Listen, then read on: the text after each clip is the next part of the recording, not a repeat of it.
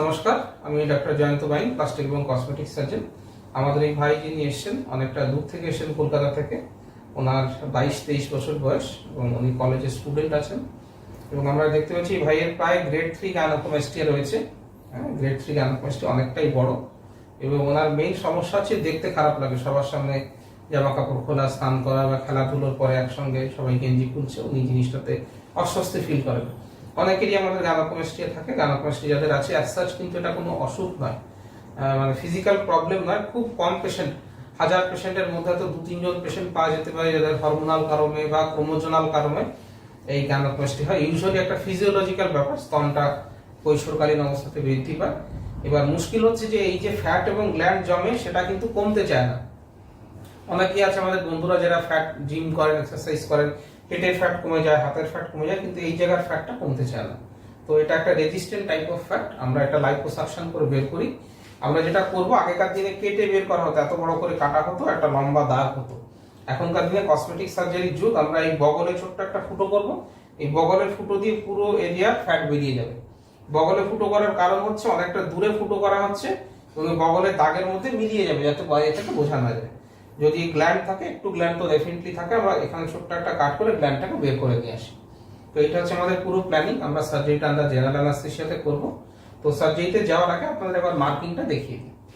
তো আমরা প্রথমে সুপ্রাস্টার্নাল নচটাকে মার্ক করব। এটা সুপ্রাস্টার্নাল নচ, তারপর হচ্ছে মিড লাইন, মিড লাইনের পরে হচ্ছে এটা ইনফিরিয়র ব্রেস্ট পিস, এটা হচ্ছে ল্যাটারাল বর্ডার, মাসলের ল্যাটারাল বর্ডার, এটা ব্রেস্টের ল্যাটারাল পর্শন, এদিকেও তাই, এটা মাসলের যেটা রয়েছে সেটা মাসলের ল্যাটারাল বর্ডার, ব্রেস্টের ল্যাটারাল বর্ডার রাখলাম।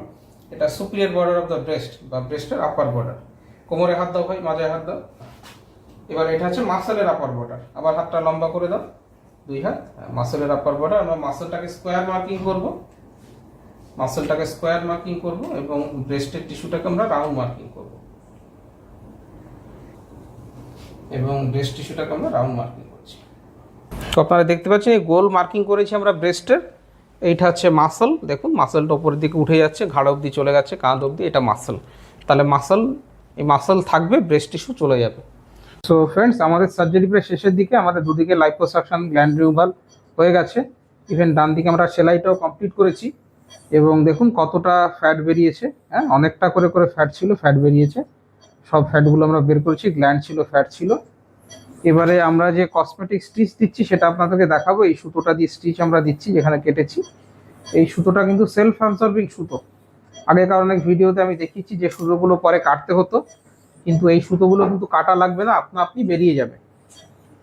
এবং এই সুতোগুলো চামড়ার ভেতরে থাকে, 3 মাস মতো সময় লাগে, আস্তে আস্তে বডির সঙ্গে এই সুতোগুলো কিন্তু পুরোপুরি মিশে যায়। তো দেখুন পুরো যে সেলাইটা ছিল, যে আমরা গোল করে কেটেছি নিপিলের অ্যারিওলার চারিদিকে, সেটা কিন্তু খুব সুন্দরভাবে মিশে যাবে। ইভেন বাইরে থেকে বোঝাও যাবে না যে এটা কোনো কাটা হয়েছে। এবং দাগটা যেহেতু অ্যারিওলার চারিদিকে রয়েছে, অ্যারিওলা কালো থাকে এবং সেখানে দাগটা কিন্তু মিশে যাবে। তো এই যে সুতো দিয়ে সেলাই করা হচ্ছে, এটা সেলফ অ্যাবজর্বিং সুতো।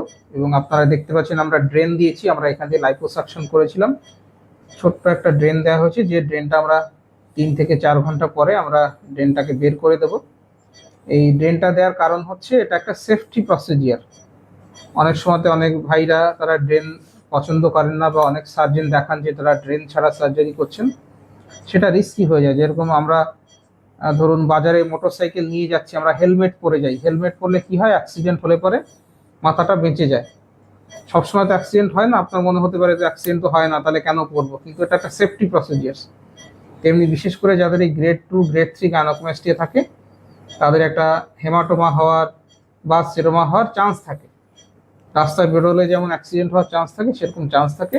এটা থাকলে পরে প্রথমেই আমরা বুঝে যেতে পারি যে হেমাটোমা বা সেরোমা হচ্ছে, সেই অনুযায়ী প্রিভেনশন করা হয়। বা ভেতরে যদি কোনো ফ্লুইড জমে, সেটা কিন্তু ইজিলি এই রাস্তা দিয়ে বেরিয়ে আসে।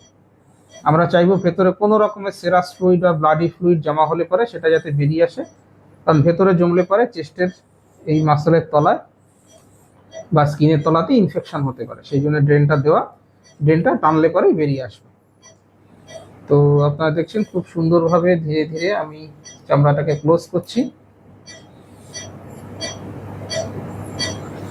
এবং এই সার্জারি করতে মোটামুটি 1 থেকে 1.5 ঘন্টা মতো সময় লাগে। আমরা পেশেন্টকে বিকেলবেলাতে ছুটি করে দেবো। তো আমাদের সার্জারি কমপ্লিট হয়েছে, আমরা ড্রেনটাকে কেটে ছোট করে দিচ্ছি তাতে আমাদের ড্রেসিং করতে সুবিধা হবে। তো আপনারা দেখলেন কত সুন্দর ফ্ল্যাট হয়ে গেছে। এবারে আমরা এই ভাইকে ওয়ার্ডে শিফট করবো। উনি এখন ঘুমিয়ে আছেন, কিছুই টের পাচ্ছেন না। ঘুম থেকে উঠে দেখবেন ওনার সমস্ত সার্জারি কমপ্লিট হয়ে গেছে। সো ফ্রেন্ডস, আপনারা দেখলেন কিভাবে আমরা গ্রেড 2 বা গ্রেড 2B গাইনোকোমাস্টিয়ার মার্কিং করি এবং সার্জারির লাস্ট পার্টটা সেলাই করাটা আপনাদেরকে দেখালাম। কিভাবে আমরা কসমেটিক স্টিচ দিয়েছি যেটা সেলফ অ্যাবজর্বিং, আপনি গলে যাবে। ড্রেন যেটা দেওয়া হয়েছে এটা একটা সেফটি প্রোটোকল, আমরা বিকেলবেলাতে এটা খুলে দেবো এবং ওনাকে ছুটি করে দেবো।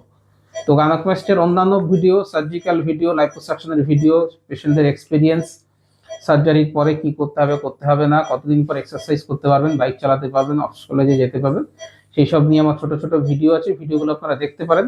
যদি কোনো কমেন্ট থাকে কমেন্ট বক্সে সে কমেন্ট করতে পারেন, আমি প্রত্যেকটা কমেন্টের উত্তর দিয়ে থাকি।